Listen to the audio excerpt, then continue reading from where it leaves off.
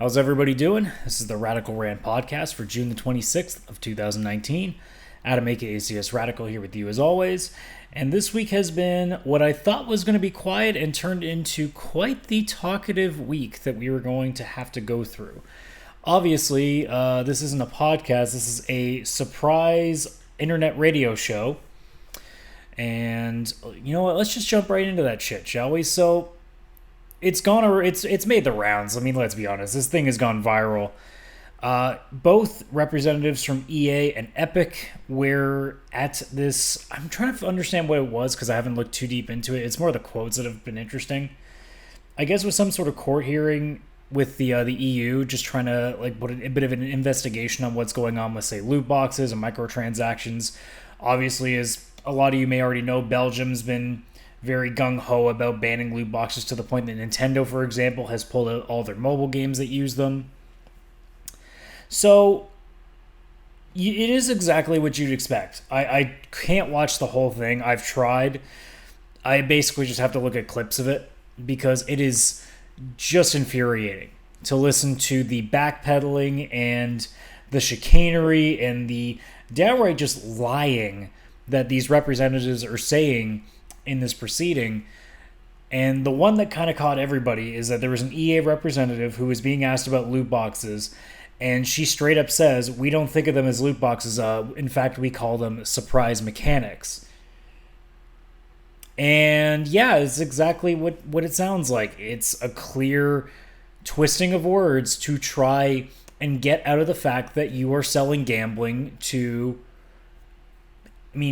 people of age, but people underage as well. And I've already gone through the whole gambling discussion and loot boxes and all that stuff, so I'm not going to focus in on that too much. But the comments itself are just indicative that this is just how it's going to be, and we are actually going to need some government involvement. I thought it was to a point that we maybe could get something like the ESRB together and do something like that now. And it seems to me like it's not going to go that way because every company under the sun that has malintentions, which is EA for sure, they're at the top of the list essentially, they're going to constantly try to find every legal loophole they can to get out of changing their ways that are making them over $1 billion a year just on FIFA and Madden, let alone all the other things that they have their hands in. So what do we do? Honestly, I'm not 100% sure if there's anything we can do at this point. This is why I said the government may have to be the ones that are involved. And I'm hoping now, after watching some of this meeting with the EU courts, that the US, for example, are going to take a look at this as well. And they should, because it's becoming clearer and clearer that there's nothing that's going to be done unless the government steps in and actually puts in proper legislation and laws and proceedings that have to be followed. Because what's happening now is even when their backs are against the wall, they are still lying through their fucking teeth to everybody. They're not hiding the fact that they will do whatever it takes to be able to make every little dollar they can off of people that just don't know well enough. Because as I've said before with loot boxes, I totally get the excitement of them and I like them myself, but not for the prices that they charge for them. Not to mention that the fact that you can open a loot box again and again and again and potentially get nothing, and you just spent probably the price of the actual fucking game you paid. It's the idea of, I said before, how the hell is there in a game like MLB The Show, for more than the price of the game you paid, currency for loot boxes? That's insane. You shouldn't be having to pay more than the game itself that you paid for just to open up some boxes and get some fake cards that you can't do anything with most of the time. Now, we'll get into what happens when you pay a little too much money for another game and then you pay a little bit less and things change for it. Well, we'll get to that with NBA 2K as soon as we get to that point. But honestly, there's a whole lot of other stuff to go through. I mean, obviously, Epic was trying to dance around the idea that, oh, we don't make money off of Fortnite. It's free to play. It's like, well, what about the millions and millions of dollars you're making in microtransactions? And the idea that, that representative from Epic couldn't nail down what the idea of a frequent player was. He's like, what is that? Is that every 2 weeks? Is that every 30 days? Like, motherfucker, it's a guy who logs into your fucking game at least once a week. It's not frequent. If somebody wants to say once every 2 weeks is frequent, that's not a gamer anymore. Like, believe me, as a gamer, it's at least every week you're popping in and doing something. But the idea that they would go as far as saying 30 days, it's like, are you fucking kidding me? But I digress. I don't think the Epic representative was nearly as bad. In fact, he did throw the EA reps under the bus a little bit when again they did say, well, Fortnite's free to play, so we don't have loot boxes. When you want to buy something, you know exactly what you're buying. And I've always been a proponent of that. That's what it's supposed to be. You shouldn't have to pray after paying $10 that you're going to get the thing you want. If you're paying $10 for something, it better be the fucking thing you want. But at the very least, we got a clear-cut picture that EA especially is exactly what we know they are. One of the most evil companies on the fucking planet that does not give a flying fuck. Certainly the most evil video game company right now. No doubt.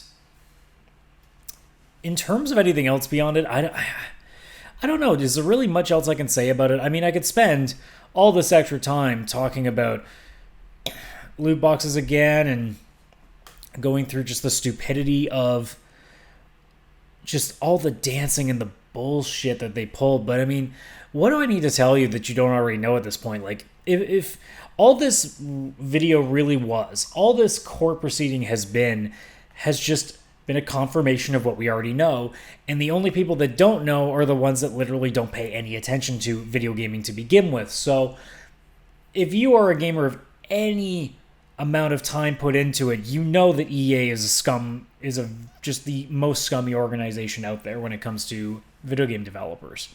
So it's not surprising. And the fact that some people are shocked, like, when I heard that, I just laughed because I'm thinking, really, another fucking bee in our bonnet now that we can just throw at EA and being like, really? You guys are still this shitty? We keep trying to give you a little bit of rope and you just continue to hang yourself with it? I don't know what else to do with them.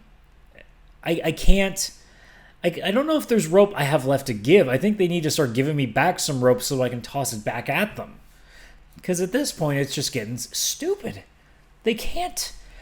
Every time I think they can't get any worse, then they proceed to do something that just makes me go, are you kidding me? You still think you can get away with this?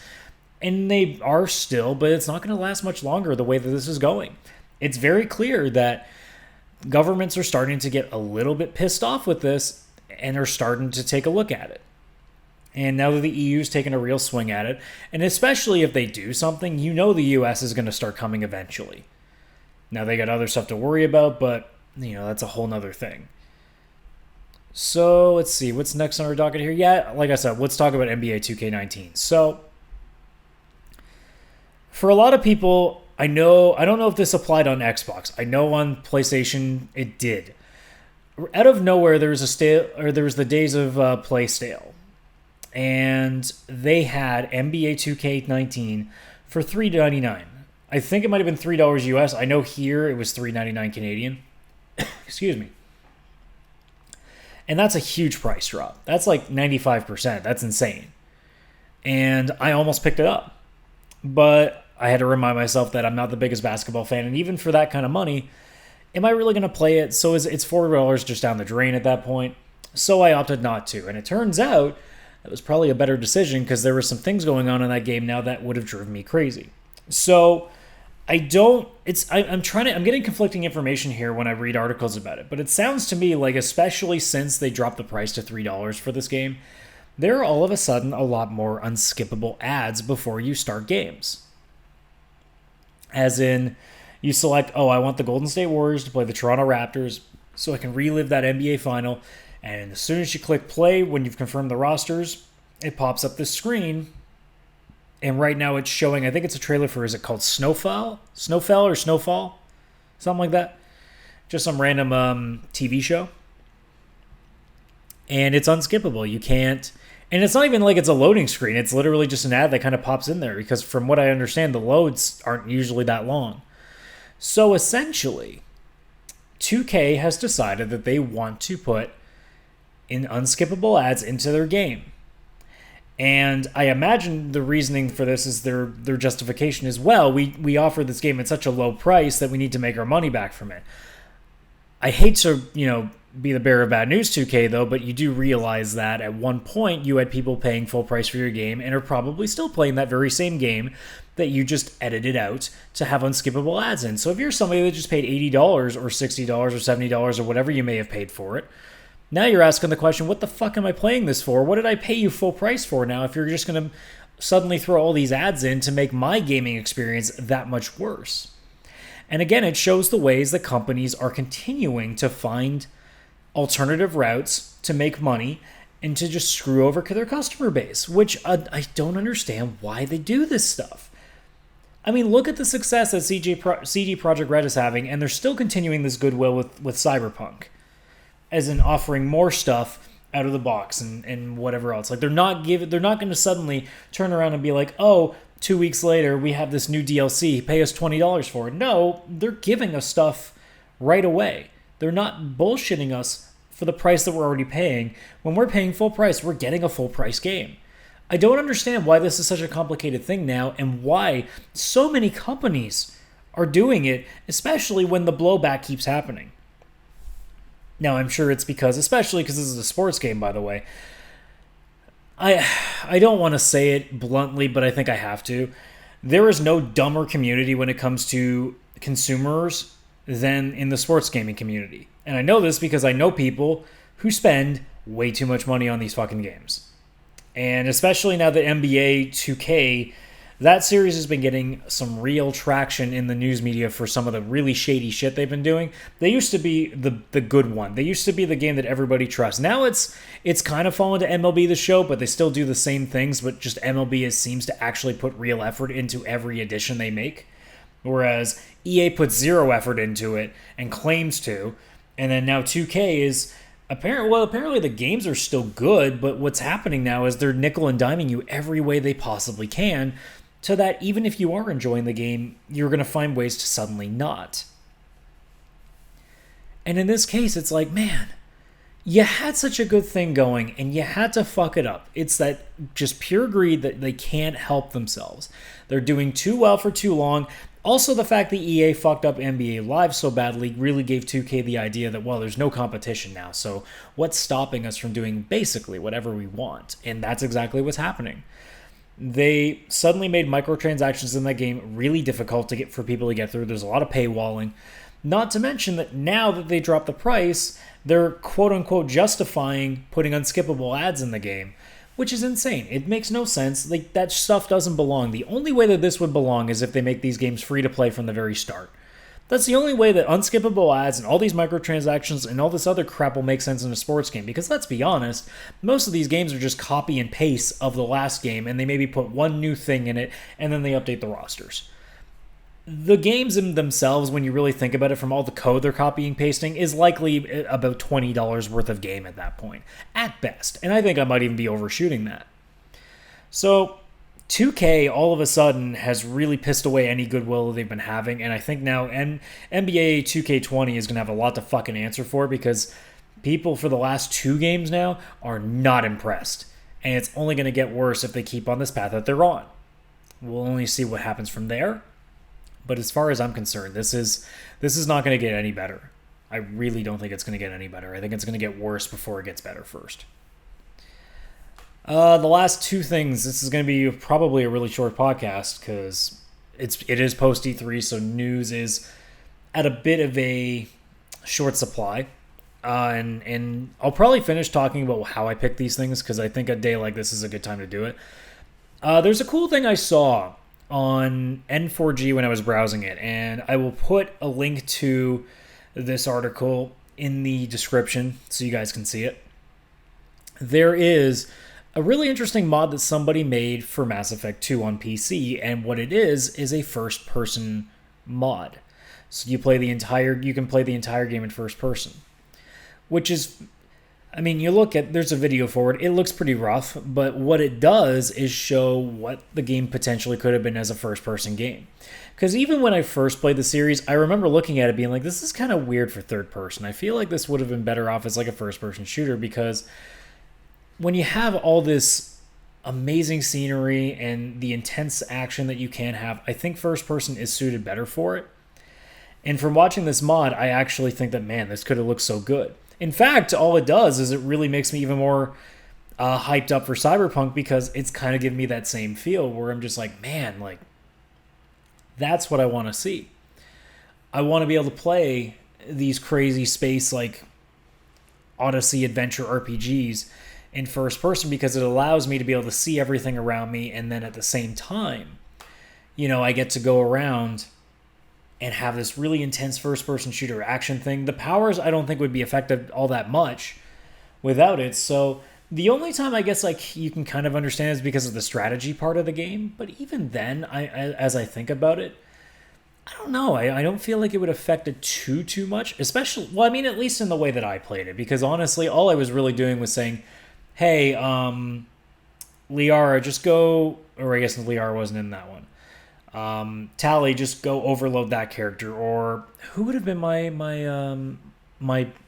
fucking... Well, was it Samara that I used? Either way, it's not important. But having the other one say, okay, you pull, and then you overload that, and then I'm going to start concussion shooting the shit out of stuff, because I always played as a soldier.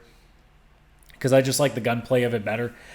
I didn't want to be focusing on all these little powers and stuff. It was just a little too over the top for me. I would rather just have the hotkey with my party members to do that stuff for me, instead of having to micromanage all these other things.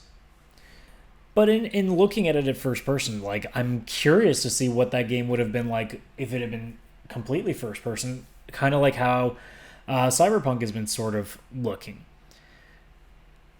And I gotta tell you, I'm really interested in the idea of it, just from all the stuff that you can see. Now, obviously, I think when you have like the vehicle sections and stuff that the Mass Effect series has, maybe you can justify the third person, because it would look kind of shit without it.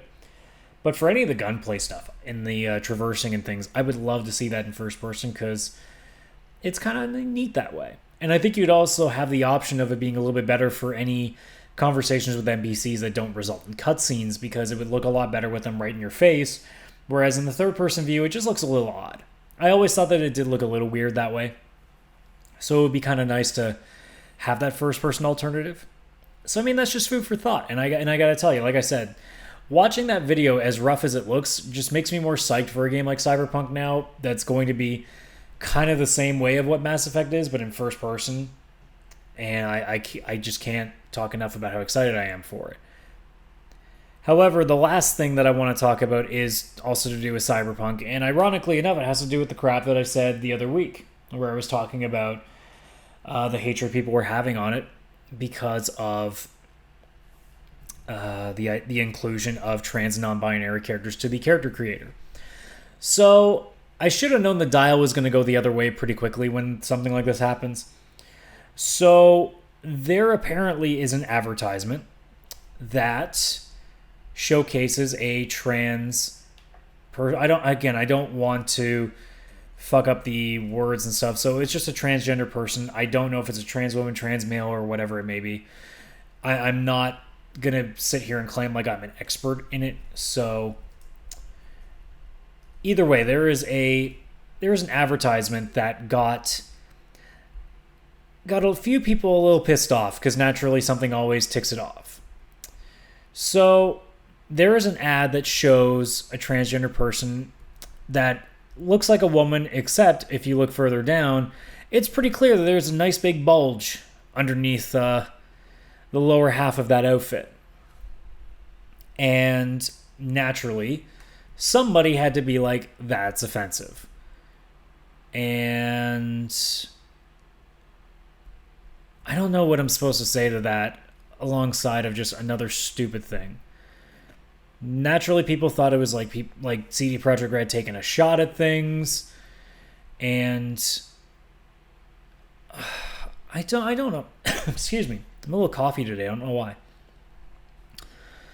I don't know what I'm supposed to say to people. Just like, if you want the inclusion, you're gonna have to understand that there's going to be trial periods where we're going to have to try different things to include these people in.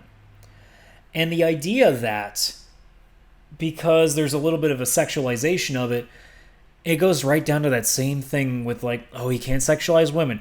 We never seem to talk about when men are getting sexualized, but the second that a female is sexualized, it's a bad thing. And now here we are with transgendered folk, and like the first time that we see a transgender character in a AAA game like this, and it's already being criticized for every little thing.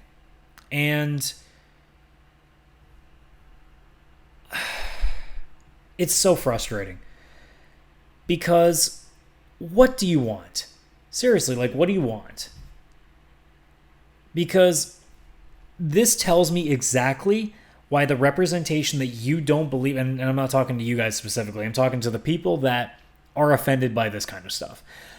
Do you not understand that these insane, lofty expectations that you have, all these specific, picky, motherfucking little things that you have to have, this is the reason why you don't get the representation that you think you deserve?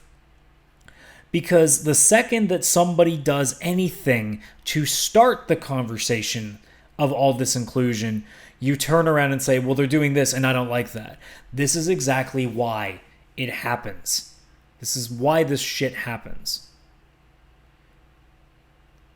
And besides, according to the developers, and I think the artists specifically, I'm trying to go through an article here. Yeah, it is the artist responsible. She was asked, I'm actually just going to give you the full quote here because I think it's perfect here. So in a Polygon article, she's asked why a trans model was used in this particular advertisement that is, yes, sexualized. And she said, personally, for me, this person is sexy. I like how this person looks. However, this model is used, their beautiful body is used for corporate reasons. They are displayed there just as a thing, and that's the terrible part of it. So they're even saying straight up, the artist, who is a woman, by the way, is even saying, this is intentional. It's meant to be something that's sexualizing them because that's what corporate organizations do. So intentionally, it's meant to be like that. And people are taking that away. All they're saying is, well, it's overly sexualized. That's the point. And even if it was done without any sort of artistic message, again, what's the problem? It's a fictional game. It's the same thing I said last week. It's fiction. I will say it over and over again. This will not carry into real life. It's a fictional world. If one person takes it into real life, yeah, is it stupid? Sure. But it's not the majority. Every time something like this happens, it does not mean that every single person who plays Cyberpunk now is going to look at trans people and think they're just tools to be sexualized. It's not like that. So we need to relax a little bit. And the fact that the artist decided that this was a conscious decision to show this because it's a shot against corporations. In fact, we're in this game. It sounds like you're going to be fighting against corporations. It's that stuff you're fighting against. So it's like it's intentionally meant to be offensive because it's supposed to be like that in the game. The difference is, though, it's not supposed to offend anybody here in reality. It's supposed to offend people in that world. And the fact that this woman says, and this is the quote, and I love this, I think that bodies are sexy. Full disclosure, I love female bodies. I love male bodies. I love bodies in between. This is who I am. However, I hate it when it's used commercially. And that's exactly what we want to show by doing this exactly, by showing how big corporations use people's bodies against them. She openly says, I love sexy bodies, no matter what the gender is. I'm very much in the same aspect. When it comes to commercial usage, it depends on what we're talking about. I think if there is a place, like there is a site that I know of called Me in My Place. And it's a site that it's just modeling. And a lot of the times they'll be underdressed, sometimes even naked. And it's not just, your top end models. There are some, I wouldn't say unattractive, but along the lines of they're just a little more overweight than what we traditionally want. If I call them a plus size model, we can call them a plus size model. But a lot of these girls look like everyday people in a way. They go out of their way to not just have the cream of the crop. They have girls, honestly, you look at and be like, that's that person I work with in the office. They have that level of diversity in their models. I think that stuff's okay. The difference now, I don't like, for example, that classic Pepsi ad, and I'm trying to think who the woman was in it. I'm going to see if I can quickly Google this and come up with this. I'm just trying to think of the name of what it was. And I know it's on the tip of my tongue, and for whatever reason, I can't think of it. Am I getting something quickly? There we go, Cindy Crawford. So there was that ad. That stuff I get, because it's stupid. Like, you don't need to sexualize a woman to sell Pepsi. Like, let's be honest here. It's Pepsi. You don't need that much convincing to go buy Pepsi. If at this point, like, unless you are literally new to the world, you've probably made up your mind by now if you're going to drink Pepsi or not. No amount of advertising is suddenly going to make you want to go out and buy more Pepsi. You've already made that call. Everything's in variation, and everything is by a case-by-case basis. I think there's always a place for sexualization as long as we are under the impression that it's being used towards something that actually fits in with it. I'm not going to use like overly sexy models to sell Nike shoes. I'm not going to use overly sexualized men to sell, let's see, what's an example? Let's go with socks. Let's go with trench coats. When you have ads for things like soap, however, or deodorant or shampoo, you could make the case for it being a marginally attractive person, because that person will probably be doing that commercial like in a shower, like you see with a lot of shampoo commercials. And naturally, that person is going to end up looking potentially naked, or at least with a towel around them. And, I mean, do we really want somebody who looks like the average, like not even the average Joe, but like the common man, and where in some ways they are not the most attractive looking people? I mean, look, if you want to sell your product, it's going to be really hard for people to remember if they're too busy trying to burn out that image that they just saw of some like 3 out of 10 guy who had like a friggin' mole on his cheek and way too much hair on his shoulders, washing his hair. Like that stuff you're not going to be able to get rid of. So, I mean, at the end of the day, there's always going to be sexualization in sensible places. But yeah, I totally get the idea that corporations go a little too far in certain places on it. I'm just a little more comfortable with it because, again, I don't think that, seeing a woman or a man, or in this case of Cyberpunk, a trans person, looking a little bit sexualized is necessarily going to change my opinion of them. I've always been the same ever since I was little, and it's not changed. I haven't suddenly looked at somebody and been like, oh, you are nothing more than a tool to be sexualized. Like, it's not that way. Everybody is a human being in my eyes. Like, for fuck's sakes, like this whole narrative is just getting ridiculous just because of a few idiots that all of a sudden every single person is under the same brush. It's insane. I got nothing else on that. So what I'm going to do is just give you, because we're not even at 30 minutes. I do want to tell you why there are certain news stories that you may not see on this podcast, or in general, just days like this where it gets quiet. So I don't know if I said it in the first episode or if I said it clearly enough, but this podcast is not meant to be a full journalistic news thing. This is not meant to be specifically catered to a specific demographic of gamers. This is not meant to be a hardcore gamers podcast. I mean, obviously, I talk about sports and wrestling and other things on here too, but what this honestly is just me talking about the things that have me hyped up or got me going. Like, I have some sort of investment in what's going on. Any story that I have talked about so far, I'm interested in, whether it's in a positive or a negative light. I look every day through Reddit, through various websites, for stories that I can do on the podcast. And outside of things like politics and stuff that can get my blood boiling a little bit faster, when it comes to things in the gaming industry, in film and television, in music, in sports, it takes something really special, or at least something really cool, or really dumb in the case of EA's surprise mechanics, to get me to want to throw it on the list for this show, because it needs to be something that I feel like I can talk about beyond just saying these are the facts, blah, blah, blah, blah. That's not what I'm here for. I'm here to talk. I'm here to have a conversation. I'm here to express. I'm here to gush. I'm here to go over the top on things.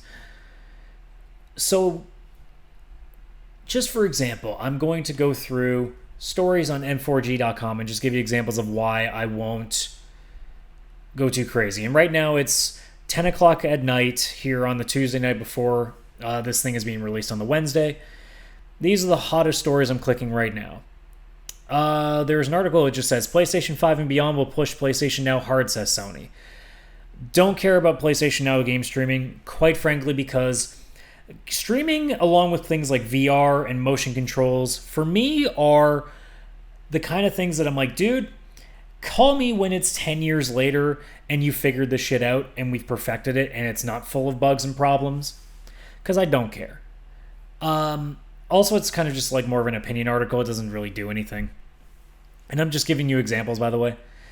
If I had like if I could have compiled a list of like the week's biggest things that I think were the front page on other people's stories, and I just don't care as much here on my own.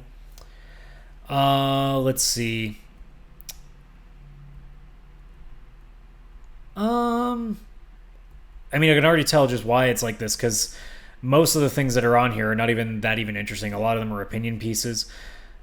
But in terms of a lot of news, like, honestly, there's a lot of interviews.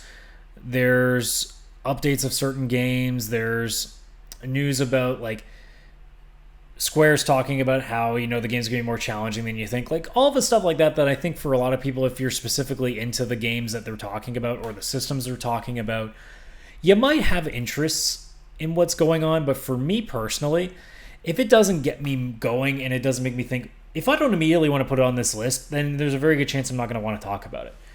Because I don't want this podcast to be what I used to do when I was blogging, where I used to have an article every day that I would write. And it was various different ideas that I had. And sometimes they'd be these articles where I'd need to fill something in, but I wouldn't have anything that's like got my brain going and be like, okay, I can write about this real quick and I can get through it all and it'll be amazing. I don't have that. And I hated it because I didn't like the fact that I was writing something that I knew I wasn't putting my heart and soul into. And that's essentially what I'm doing here. If the story isn't that interesting to me, why would I ever want to talk about it here? So if that means that the next week, for example, that I will have only 2 stories I want to talk about, and the podcast is only 20 minutes long. I mean, if the podcast is going to be less than half an hour, I will find some way to make it longer. I will just throw some random thing into it, have some fun with it. Maybe just throw a couple like random like, what's my favorite game from this thing or whatever. Like, I'll throw something in there to at least have me talk for another 10 to 15 minutes just to max out the show. But generally speaking, like, my goal was to make this an hour, but I also came in with the understanding that that doesn't necessarily mean I will be able to make it every week, because I wanted to do that with the Saturday morning soapbox initially.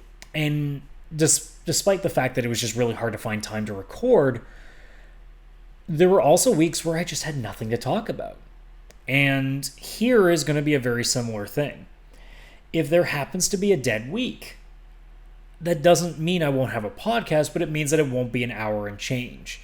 Because if I don't have that much to talk about, I'm not just going to blabber on over and over again just to pad out time so you guys can be like, oh, he hit his hour, okay, he's good. No, I don't really give a shit if people are like, oh, I don't like the fact that one week it's an hour 20 and then this week it's going to be 40. Like, don't care.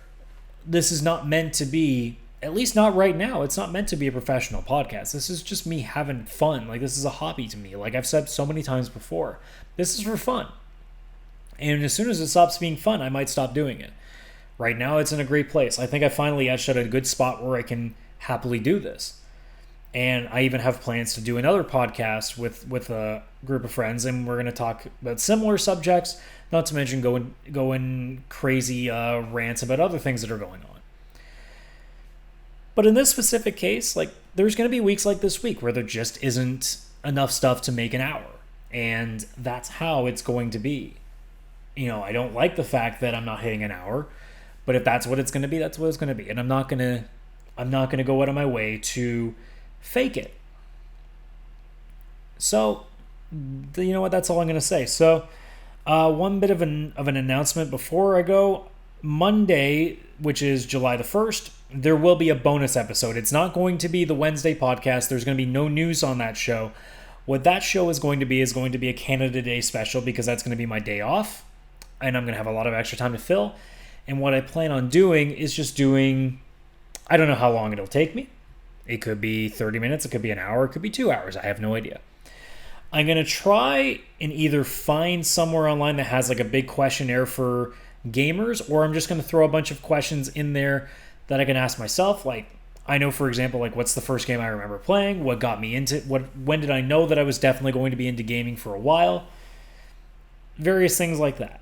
And that'll be like a special extra episode to give to you guys as kind of a way for newcomers and even for people that have been around here for a long time to see a little bit more of what I'm into these days. So with that being said, thanks for watching, guys, or thanks for listening for that matter, since this is a podcast, even though it's on YouTube. I mean, you can stare at that still image all you want for 36 and a half minutes, but, to each their own. So if you like this video, don't forget to obviously like it, subscribe to the channel if you want to see more, share it if you have people that you think would be interested in this kind of stuff. Don't forget that you can also comment below, just even if you want to ask me questions or anything else that you'd like to see, like, let me know. I mean, this is, again, just a fun thing that I'm doing. And, if I can make it even more fun for people watching as well, I'm always game for that. So, once again, thanks for coming by, and I'll see you next week. Actually, hell, I'll even see you in another 5 days when we see Canada Day. So for those who are about to leave this, and Canada Day is in a few days, enjoy the long weekend. Same also goes to you guys in the States. You obviously are going to have Independence Day in a few more days after that. See, I am very coffee today. But yeah, thanks for stopping by, and I'll see you next time.